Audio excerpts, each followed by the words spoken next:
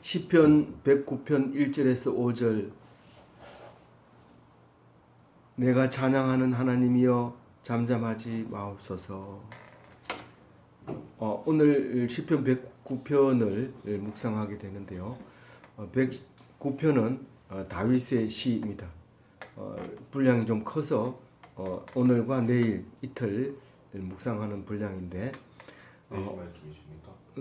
예, 매일 성경이기 때문에 매일매일 성경을 읽고 나가기 때문에 오늘 말씀과 내일 말씀 이렇게 두 번 나누어져서 이제 묵상을 하게 됩니다. 그런데 오늘 이제 주일날 묵상해야 될 것은 이제 앞절에 있는 1절에서 15절까지의 말씀인데 오늘 말씀의 주제는 대적 앞에서 원수 앞에서 기도하는 그 기도의 내용입니다. 우리는 어떻게 원수 앞에서 기도해야 되는지 이 다윗의 기도를 통해서 우리가 기도하는 법을 배워야 합니다. 이 다윗은 신앙인으로서는 제일 큰 사람입니다. 예수님이 이 다윗의 후손으로 올 만큼 다윗은 견고한 신앙을 가지고 있었고 그런 견고한 신앙을 다시금 달라고 외치는 이스라엘에게 약속하신 것이 예수님입니다. 그래서 다윗의 신앙을 잘 보면 예수님 신앙보다 더 우리 삶 속에 절실하게 묻어져 있는 것을 볼 수 있습니다. 잘못하면 예수님을 제껴놓고 다윗이 한 시를 읽을 수도 있어요. 왜냐하면 너무 현실적이기 때문에. 그러나 그것으로는 해결이 안 되는 부분을 예수님을 통해서 문제가 해결되는 것을 우리는 볼 수 있습니다. 오늘 다윗은 하나님에게 잠잠하지 말아 달라고 기도하고 있습니다. 나는 하나님을 찬양하는 사람입니다. 나는 하나님을 찬양하는 사람이니까 하나님은 나를 보고 그냥 가만히 있지 마시기 바랍니다. 그 얘기를 합니다. 그러니까 하나님이 응답하소서 그런 말이 또 되고 하나님 나는 기도드립니다. 그런 말도 되는 것입니다.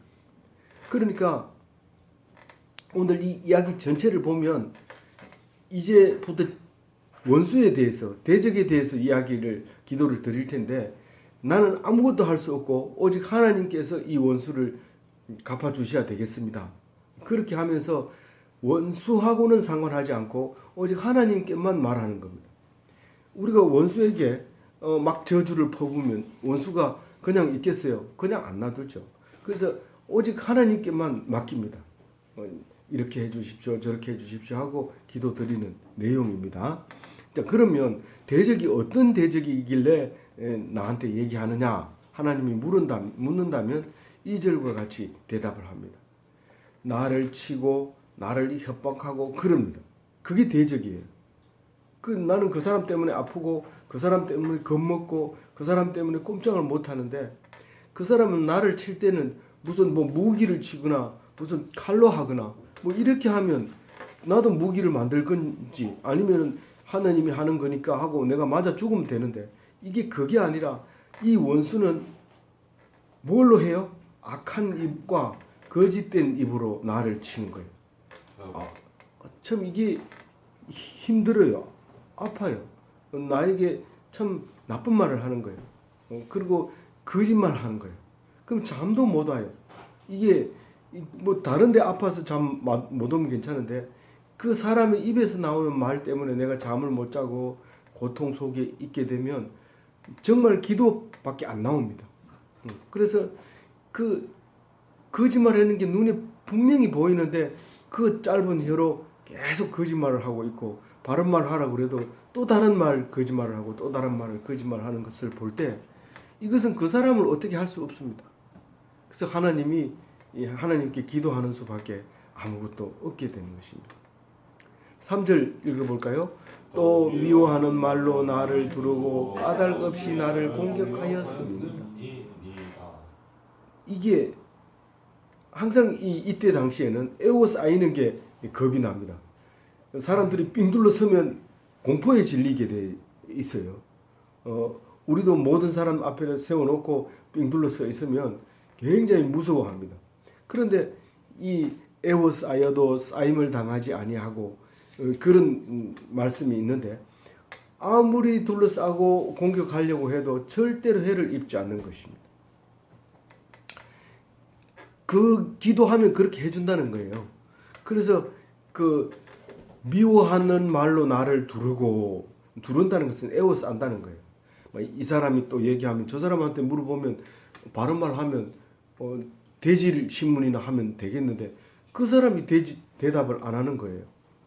반대 그렇게 나한테는 그래 얘기해놓고 여러 사람 앞에서는 몰라 이렇게 하는 거예요. 그게 애워 쌓이는 거예요. 이 사람한테 가서도 안 되고 저 사람한테 가서도 나한테 듣기 좋은 말을 안 합니다. 왜냐하면 이미 이 사람하고는 얘기할 때는 그랬지만 여러 사람이 있었는데 안 합니다. 그래서 아무리 가까이 지난 사람도 그래요. 둘이 있을 때는 맞아 이러다가 누가 오면 입 딱 다물고 좀 어떻게 그 사람 앞에서 그 얘기할 수 있느냐 이렇게 얘기하는 거죠. 이것이 결국은 나의 친구고 나의 우정인 줄 알았는데 그렇게 못하는 거예요. 남이 없을 때는 그 사람 막 욕하다가 맞지? 이 사람 그런 거 맞지? 입 딱 다물고 있어. 네가 그래 얘기했잖아. 나 그런 얘기 한 적 없어. 오히려 반대로 되는 거야. 그러니까 여기에 쌓이고 저기 쌓이는 거야. 그 오늘 주보에 그런 말이 있죠. 화근의 불씨가 속삭임이라는 게 이게 무슨 말이에요? 주보에 그 만화 한번 보세요. 우리가 야, 저 사람 나쁘다. 이렇게 얘기했던 속삭임이 여러 사람 앞에서 딱 꺼내놓으면 완전히 난리 법석을 일으키게 됩니다. 그게 애워 쌓이는 것입니다. 미워하는 말로 두르고 있다는 겁니다. 그리고 까닭없이 나를 공격했다고 얘기를 해요. 까닭이 있으면서 공격하면 기도할 거 아니라 그 까닭을 제거하면 되지만 까닭이 없기 때문에 내가 왜 공격을 받아야 되는지 모르는 거예요. 그게 대적이죠. 그게 대적의 정의가 그렇다는 말이에요. 근데 4절 말씀은 오늘 중심 말씀인데 한번 같이 읽어볼게요. 나는 사랑하나 그들은 도리어 나를 대적하여 나는 기도할 뿐이라. 이 사랑한다는 것은 어떻게 대적을 사랑할 사람이 누가 있어요? 그렇지만 여기서 사랑한다는 것은 물론 예수님이 원수를 사랑하라 하는 그 사랑으로 했을까요? 사실은 이걸 보고 예수님이 말씀하신 거죠. 이 사랑이라고 하는 것은 대적은 나하고 같이 사는 게 대적이에요. 내가 트럼프가 나의 대적일 수는 없어요. 왜냐하면 내하고 멀리 떨어져 있기 때문에 나하고 같이 사는 거예요. 내가 트럼프를 인정하고 안 인정하고 트럼프는 아무 신경도 안 써요. 근데 이 대적은 내가 인정하고 나와 동거하면서 동행하면서 동참하면서 내가 살아가는데 같이 있는 것을 말하는 거예요. 내 대적이 그렇다는 거예요. 이 대적이라는 단어는 명사로도 쓰이지만 동사로도 씁니다. 대적한다 이렇게 또 하고 나의 대적이다 이렇게 얘기해도 되는 게 이제 대적인데 이 대적은 나는 사랑하고 있어요. 나중에 보면 사랑하지 않으면 안 되는 이유가 있는데 그 대적 때문에 내가 우뚝 서게 되고 바로 서게 되고 대적으로 말미암아 나를 더 높이게 된다는 사실을 알게 될 때 이 사랑이 나는 대적을 사랑하고 있었구나. 사랑해야 되는구나. 사랑하는 것이 대적이구나 하는 것을 알게 됩니다. 근데 겉으로는 뭐예요? 겉으로는 이 사랑은요. 떡을 갖다 주거나 라면을 끓여주는 이런 사랑이 아닙니다. 이 사랑은 100% 피동된 사랑이에요. 그냥 내가 기쁜 마음으로 그 사람을 받아주는 그 사랑이지 뭔가를 액티브하게 몸으로 행동하는 건 아닙니다. 근데 행동해야 되는 게 한 가지가 있어요. 그게 뭘까요? 기도하는 거예요. 기도하는 거예요. 내가 오직 그 사람을 위해서 유일하게 할 수 있는 것은 하나님 앞에 기도하는 겁니다. 내 있는 대로 내놓고 그렇게 기도하는 거예요. 5절을 한번 볼까요? 같이 읽어요. 그들이 악으로 나를 선을 갚으며 미워함으로 나의 사랑을 갚아싸우니. 내가 사랑했는 것을 사랑했는 만큼 나를 갚았다는 거예요. 내가 선을 행한 것만큼 나를 악으로 갚았다는 거예요. 지금 그렇게 얘기하고 있어요. 이 우리가 그 대적에게 무슨 선을 행했을까요? 나쁜 일을 하지 않고 사랑했는 게 선이죠. 사랑했는 게 선인데 이 사랑은 뭐라고 했어요? 하나님께 매달리는 것을 사랑이라, 선이고 사랑이고, 기도하는 게 선이고 사랑이고 그거란 말이에요. 무슨 내가 돈을 들여서 선을 행할 수 있는 그런 게 아니란 말이에요. 그리고 그렇게 했는데도 기도를 했는데도 그 대적은 역시 대적으로 악하게 행하고 미워하고 그렇게 합니다. 근데 왜 기도해요? 우리 왜 기도할까요? 기도하는 이유가 뭘까요?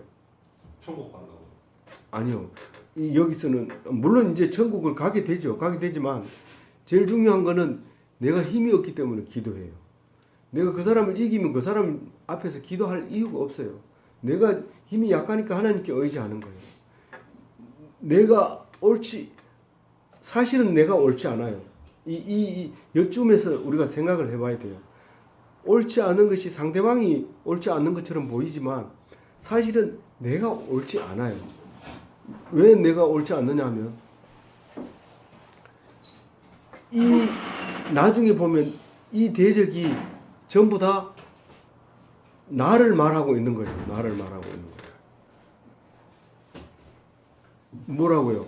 내가 남을 협박하고 남을 공격하고 내가 남을 악으로 갚고 내가 남을 미워하면서 대적했다는 거예요. 이거는 이 시에는 안 나오지만 기독교인이 이걸 읽을 때는 그걸 알아야 돼요. 이게 그렇다는 사실을 알게 돼요.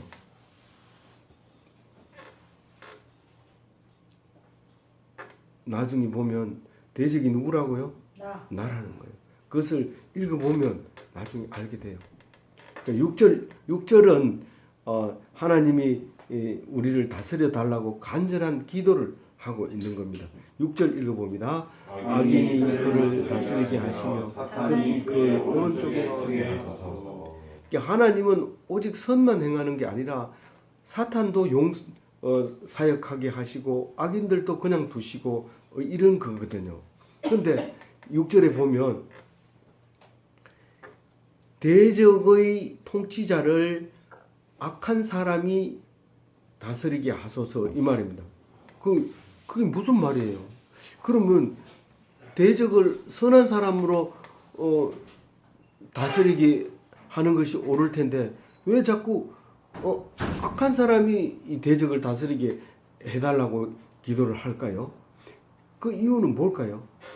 그게 악인이라는 것을 하나님 보여주세요 이 말입니다. 그 못된 성질이 악한 악인에 의해서 나왔다는 사실을 나에게 말하게 해달라는 거죠. 그게 만약에 하나님이 그렇게 했다 그러면 우리는 그게 복종해야 돼요. 근데 우리는 그게 싫으니까 하나님께서 그건 악한 사람이 그 사람을 다스려서 꼼짝 못하게 무슨 일을 해도 자꾸 악한 일만 하게 그렇게 해달라는 거예요. 그리고 사탄이 그의 오른손을 서게 하소서.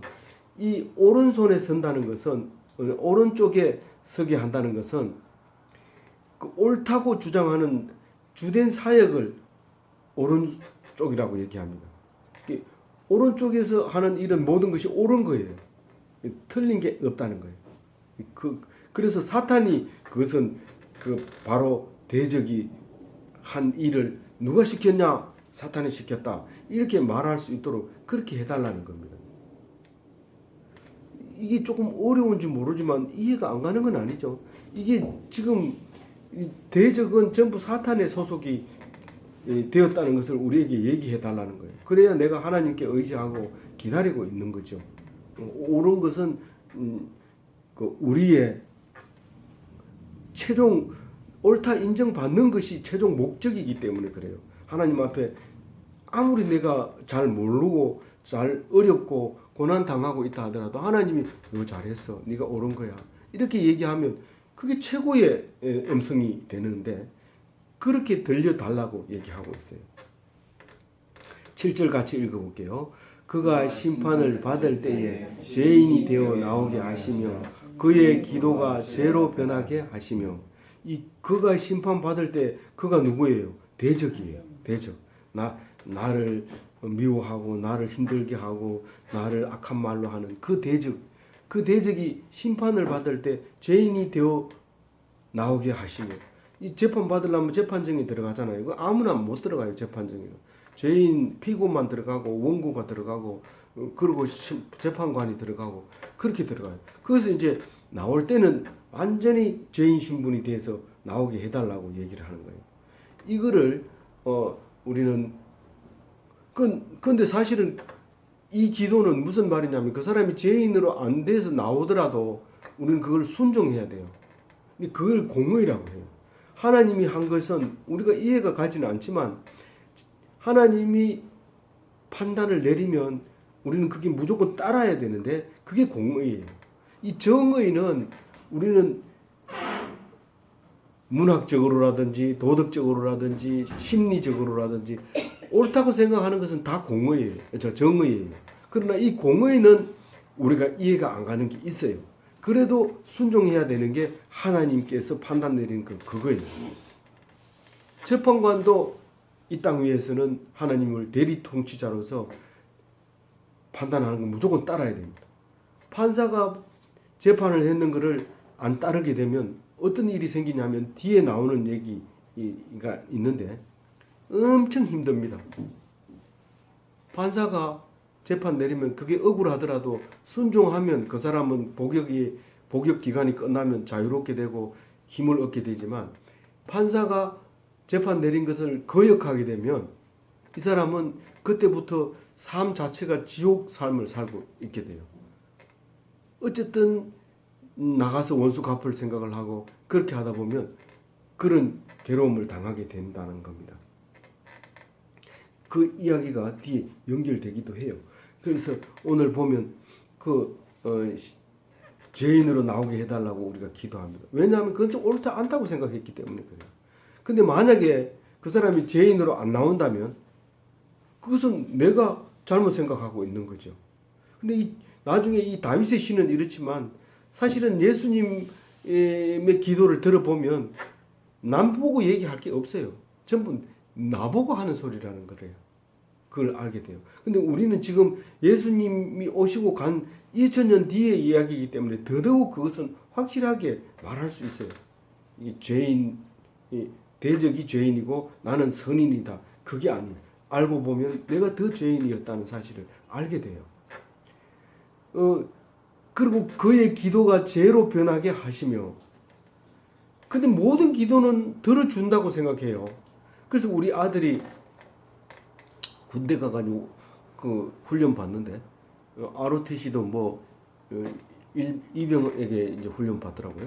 이제 맨 처음에 들어가서 훈련 받을 때는 계급이 낮은 사람한테 훈련 받는 계급장 띄고 빨간 모자 쓰고 훈련하잖아요. 그렇게 하는데 너무 미워가지고 기도를 했다는 거예요. 기도하는데 저 사람도 교회 나가는 것 같은 생각이 드는 거예요. 그래서 그 기도가 응답이 안 되는 것 같아. 나도 기도하면 저 사람도 기도하겠지. 그러니까 막 몸을 가누지 못하는 거예요. 그전에는 교회 밖에서 사회생활을 하는 거는 교회 안 나가는 거 뻔히 아니까 하나님께 기도하고 저 사람은 교회도 안 나가는데 나는 교회 나가니까 하나님 도와주세요.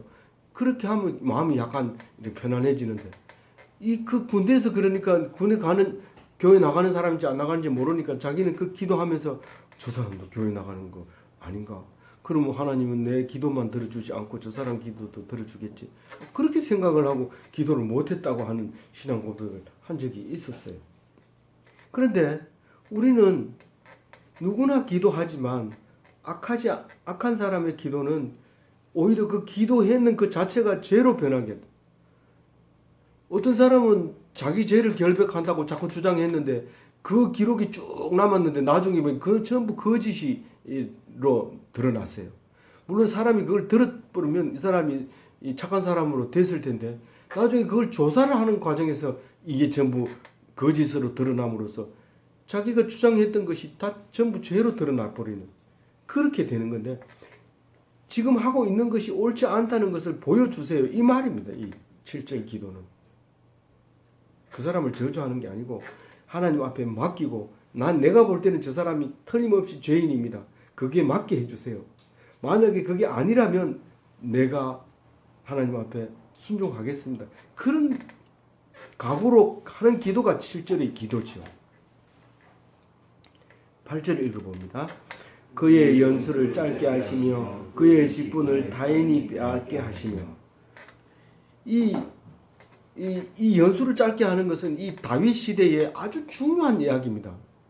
부모에게 공경하라, 네가 이 땅 위에 장수하리라. 이런 십계명 그 모세의 율법부터 시작해서 그 장수가 우리에게 최대의 목표였어요. 근데 지금도 그러고 그 여전히 오래 사는 것을 축복으로 생각하는 사람이 있어요. 그러나 교회 다니는 사람은 야야야 재수 없으면 100살까지 산대 이렇게 얘기하는 거예요. 이게 잘못하면 오래 산다는 거예요. 오래 사는 게 축복이 아니에요. 지금 그렇단 말이에요. 근데 예수님 시절에는 더더욱요. 오래 사는 거 아니 예수님 33살에 돌아가셨어요. 그래도 삶에 대한 하나도 애착이 없던 거예요. 우리도 뭐 짧고 굵게 살자 뭐 이런 의미에서 얘기하는 거 아닙니다. 짧고 굵게 살면 잘못 오해하면은요 탈영병이 총 기관 단총 하나 가지고 나와가지고 내가 한번 저 람보처럼 멋있게 장렬하게 죽겠다 이러고 나와가지고 나중에 잡혀서 얘기한대. 그거 가지고 와가지고 시골에 들어가가지고 한 집에 그냥 집가래 세워놓은 거 그거 하나만 태우고 그냥 붙들렸어요. 짧고 굵게 살고 싶어도 살 수가 없어요. 우리가 마음대로 안 됩니다. 근데 연수를 짧게 하시며 이 말은 그 삶이 소용없게 해달라는 거예요. 사는 게 가치 없게 해달라는 거예요. 그리고 그의 직분을 타인이 빼앗게 하시며 우리 직분은 뭡니까? 열심히 일하려고 하는 그 일을 못하게 하는 거예요. 그게 가장 힘들어요. 내가 대통령이 됐다. 잘못하면 쫓겨나는 거예요.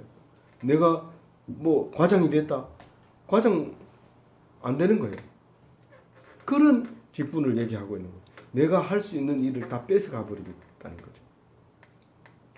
그래서 이제 예수님은 다윗은 그 오래 사는 거, 그리고 직분을 가지는 거, 그것을 늘 기도했기 때문에 예수님이 오셔서 아예 죽지 않도록 만들어 버립니다. 우리가 믿는 사람은 아예 안 죽게 만들어. 수명은 그렇게 영원하게 하고 이 직분은 영원한 제사장으로 남게 해 주십니다. 네가 영원히 하지 않으면 안 되는 일거리가 있는데 그게 제사장이다. 그렇게 맡겨버립니다. 그래서 이 문제가 해결되죠. 9절 읽어봅니다.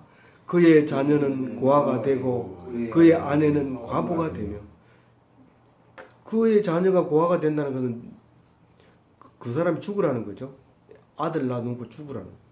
그 아내가 과부가 되게 하면 아주 젊은 아내인데 그 아내를 놔두고 죽으라는 거예요. 엄청난 저주지요. 그렇지만 이것은 나중에 보면 내 속에 들어있는 죄성이 있어요 없어요? 내 속에 들어있는 죄성이 있지요. 그건 지금 여기서 말 안 하고 있는 거예요. 이거 왜 말을 안 하냐 하면 다윗 시대였기 때문에 그래요. 근데 예수님 시대에 와가지고 그 속에 네 속에 들어있는 죄가 바로 이런 죄성이다. 그러면 네 죄성 때문에 불쌍한 일이 생기게 되는데 네가 자녀를 잘 키우고 아내를 사랑하고 그럼에도 불구하고 그걸 다 놔두고 죽게 되는 그런 글을 지금 얘기하고 있는 거예요. 그 10절에 보면 그 자녀는 그 남아있는 그 고아는 어떻게 한다고요? 유리방황하고 문정걸식하고 이렇게 하게 해달라는 거예요. 유리방황 뭔지 알죠? 이리저리 떠돌아다니면서 어디를 갈지 모르는 걸 유리방황한다고. 문정걸식 뭔지 알죠? 집집마다 문 앞에 가가지고 먹을 거 좀 달라고 하는 게 문정걸식이. 그 자녀가 그렇게 되기를 바라는 거예요. 기도하는 거. 그럼 우리 속에 들어있는 죄성을 그렇게 드러내놓고 기도해야 돼요. 이게 남을 저주하는 게 아니라 이 나쁜 자기를 괴롭히는 그걸 없애야 돼요. 이거 안 없으면은 자기가 우울증에 빠지고 자기가 괴로움에 빠지고 분노에 빠지고 수명이 단축되고 살아있어도 산 것 같지 않고 그렇다는 거예요. 원수를 딱 사랑하는 순간 그 자유함을 누리게 되는 거예요. 우리나라도 마찬가지입니다만 우리나라는 안 그런 것처럼 보이지만 북한에서 남한에다 악수를 요청하고 나면 북쪽 사람들이 얼마나 편한지 몰라요. 근데 이제부터 전시에 돌입한다 이렇게 하면 며칠을 굶을지 몰라요. 산에 가가지고 못 내려오라 하고 식량 공급 안 해주고 그럼 괴롭습니다. 그 원수를 삼으면 어떻게 된다고요? 괴로워진다. 남을 미워하는 순간 내가 고통스러워지는 거예요. 내 스스로 속에 숨어 있는 죄성을 안 꺼내놓으면 내가 고통 속에 살 수밖에 없다는 거예요. 오늘 이 말씀 속에서 그걸 들어야 돼요.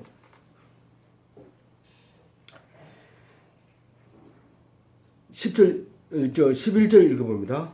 고리 대금 한 자가 자기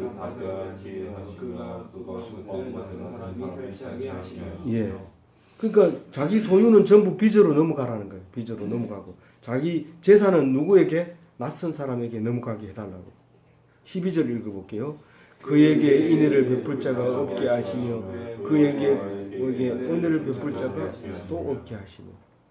그러니까 누가 사랑을 베풀거나 누가 은혜를 베풀 사람이 없도록 해달라는 거예요. 그리고요 그 고아에게도 은혜를 베풀지 말게 해달라는 거예요. 자기가 고아 놔두고 죽으니까 고아가 될 텐데 그 고아에게도 그렇게 해달라는 거예요. 13절 그의 자손이 끊어지게 하시며 후대에 그들의 이름이 지워지게 하소서. 그 대가 끊어지게 해달라는 건 뭐예요?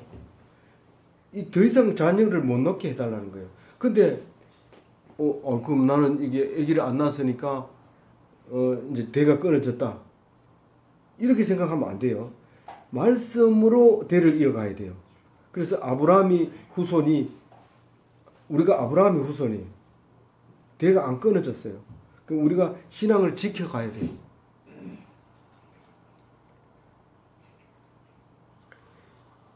그 다음에 대적이 이름이 지워지게 해달라는 건 뭐예요? 기억되지 않게 해달라고 몇 절 읽었죠? 14절 읽어봅니다. 여호와는 그의 조상들의 죄악을 기억하시며 그의 어머니 죄를 지워버리지 마소서. 예. 그러니까 이 영원히 기억되지 말라는 것은 기억이 됩니다. 이 사람들이 빌라도라든가 가룟 유다라든가 이런 사람들은 기억이 되는데 어떻게 기억해요? 나쁘게 기억하는 거예요. 나쁘게 기억하는 걸 어떻게 기억하냐면 조상들이 지은 죄를 기억하소서, 어머니의 죄를 기억하소서. 그 죄가 안 잊어버립니다. 이 빌라도 이러면 그 죄, 이 가룟 유다 이러면 그 죄, 그 죄를 안 잊어버려 달라고 얘기하는 거예요. 15절 읽어봅니다.